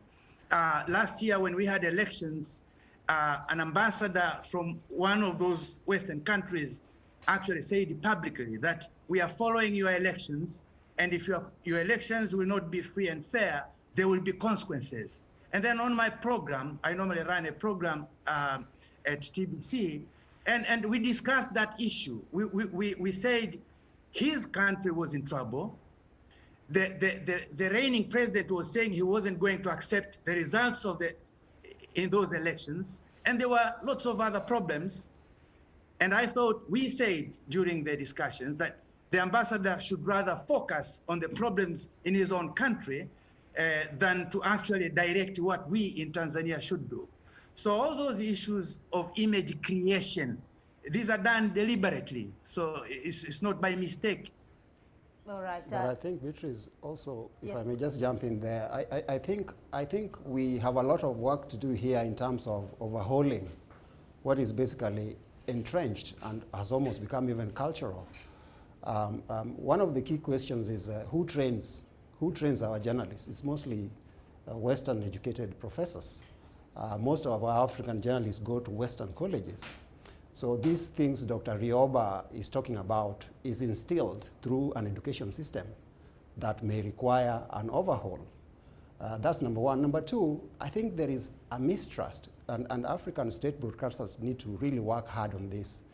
There is a mistrust by audiences of state broadcasters, so that the information that state broadcasters broadcast must be cross-checked with other media, because the public generally believes that the state broadcaster is a mouthpiece of the government, which in Africa, again, has problems of trust. So I think that's the work that needs to be done. And then the other issue also is that the reach of these state broadcasters, they are more national, more domestic. They are hardly even regional. Forget about continental. A few broadcasters like South Africa Broadcasting Corporation try to put correspondents, say in Nairobi, in Ethiopia, in Uganda. I don't know how many Nigerian national broadcasters or Ghanaian national broadcasters, or even Tanzanian national broadcasters. I don't know how many correspondents they have anywhere else in Africa, forget in Europe. So this small presence on the ground creates room for the Western media to still dominate. Therefore, if you are talking about making an impact on the global stage, we must also talk about the reach of our own national state broadcasters. And that is one thing the partnership should really think about. Dr. Rioba, that is a point for you as well. I mean, in terms of reach for state broadcasters, where is the challenge? British, that's a very important question. I was listening to my brother talking about how there's mistrust in public broadcasters. And I remember when we were growing up, we only had one radio station, which was Radio Tanzania Dar es Salaam, owned by the government. And in those years, if something happened and you did not hear it on Radio Tanzania, it means it had not happened. So people trusted the government radio, which was the only source of information at the time, including a few other newspapers. And today it is true that in the advent of liberalism in Africa, liberal politics and economics, to some extent, public media lost trust. But I can assure you, as we are speaking right now, we've began a project, or we've begun some projects that show that public media can also gain trust, public trust. It's all about being able to know how to balance things. And let me say one thing which I think is important. Right. Sometimes the idea that public media cannot be trusted, only private media can be trusted, is a very misleading idea, because studies and experts have shown that even private media is not necessarily independent or free, as some people would like everyone to believe. They are also subjected to pressure from advertisers and other interests. So what I believe is that we have to actually balance, while at the same time doing things ahead of the private media, and then we can gain trust. That's my experience, at least, from where I'm standing. Yes. All right. I want to get your winding up comments, members of the panel, and I'll start off with you, Professor Kagwanja, because this year marks the centenary of the founding of the Communist Party of Kenya. It is also marking 2 decades since the founding of the Forum on China-Africa Cooperation. We are talking cooperation not just politically, but also in media, and this forum is the beginning of another new journey in China and Africa media cooperation. How do we draw from our past to forge our future? First and foremost, we identified the concepts that are driving Africa-China cooperation. And the concepts are very different, completely different from the concepts that have defined our relationship with our traditional partners, particularly in the West. With China and Africa, we are all developing countries. If you think I'm joking, by 1980, there were only 2 African countries that were poorer than China. Only 2 countries that were poorer than China. 4 decades later, China has the technology, has the development, and has managed to to lift its people out of extreme poverty. Now, what that means is that because we are developing countries, we can learn a lesson from China from that perspective. Now, the other thing is that this is not the first time China and Africa are cooperating. Historians have documented voluminously centuries of our cooperation. Now, cutting through those cooperation, you don't see the concepts that are being sold to us now. Oh, China is hegemonic, China is a colonial power. China never had in its philosophy colonialism, basically enslaving another territory. It is not there, and as a historian I've looked through. But it can borrow. That's not to say it cannot borrow into the future. And we discourage China from borrowing concept from the West. So that our future must be built on the understanding that the 2 civilizations, the 2 peoples have forged together in the past. Right. And they have helped to lift each other. Without Africa, China would not be in the United Nations Security Council today. It took Africa to stand up with China to be in the Security Council. It has taken China to stand up with Africa in very many cases, in Zimbabwe, in South Africa against apartheid, and in many cases as a member of the United Nations. Moving forward, FOCAC, BRI form the twin engine that is going to fry our two civilizations in terms of development. But we need to deepen this in terms of cultural exchanges, people-to-people exchanges, because otherwise we are going to be two robots collaborating. We need culture between us. We need to work together. And we need to document those histories that we have. And the media need to project what Lioba talked about, the image of Africa. Us as Africans, even before the Chinese come in, we are battling a negative image that has perpetuated over centuries. China can help through the media, through other forums of communication to ensure that Africa has a positive image as a partner to China. All right, Professor Joe? Yes. I think I still remember this year, Chinese President Xi Jinping delivered the keynote speech at the extraordinary China-Africa Summit on fighting against the COVID-19. He had a very famous saying, we agreed to work together to build an even stronger China-Africa community with a shared future.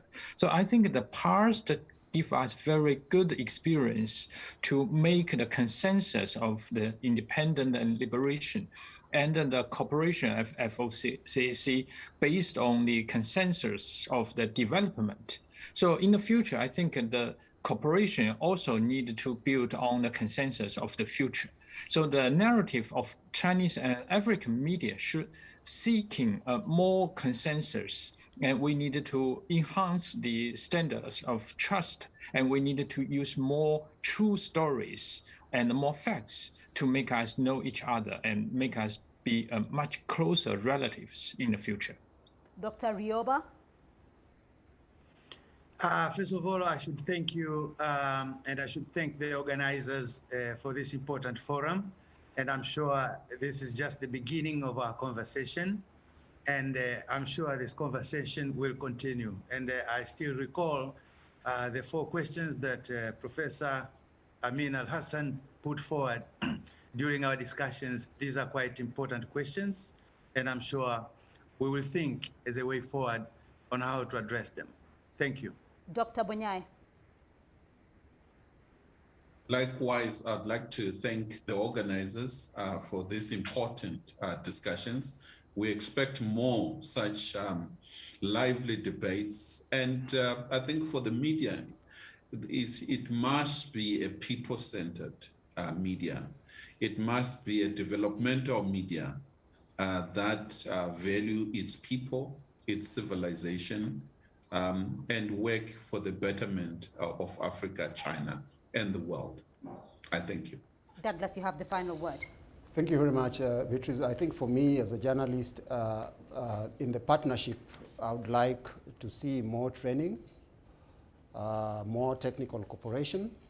Today's journalist is faced with multiple challenges, especially of information overload, more training on fact-checking, multiple sourcing of stories, and generally building the capacity of journalists to deliver objective news. Thank you.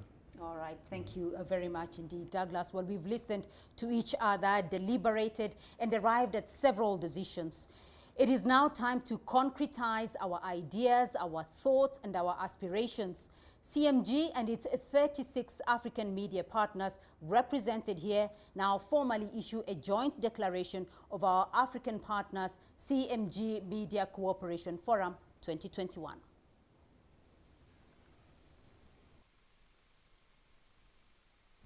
To enhance communication and cooperation between China Media Group and its African partners and promote peace and development in the region and the world, we hereby make the following proposals. 1. We shall serve as responsible public information disseminators. We shall communicate to the world the message for justice, the richness of different civilizations, and the power of true friendship, thus contributing to a China-Africa community with a shared future for a new era. 2.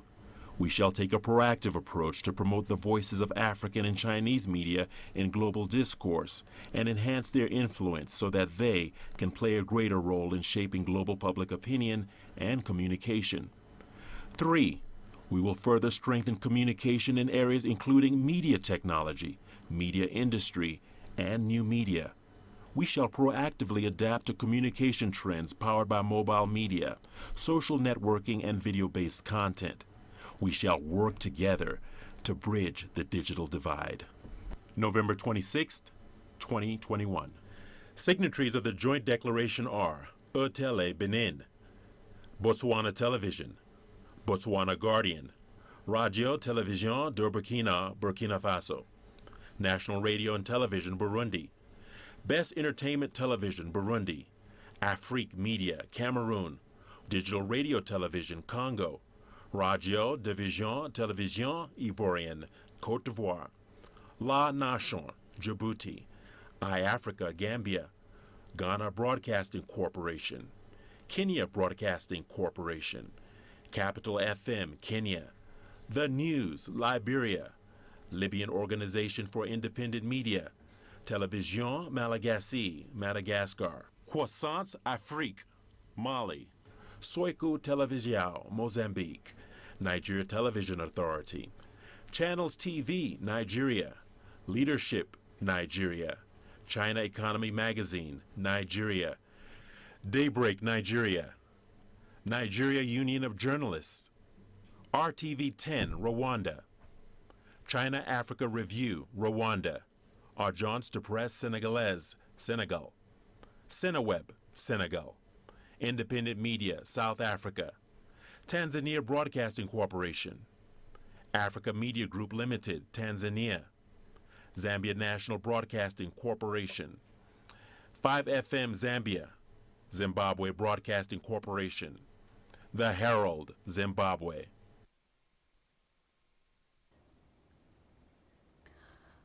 Douglas Okwach, thank you very much indeed for being a part of our discussion today. Professor Peter Kagwanja, thank you so much for joining us on this forum and for the conversation we've had here. Very insightful issues we have been discussing. May I also thank you all who joined us online, our participants online, our members of the panel from across Africa and from China.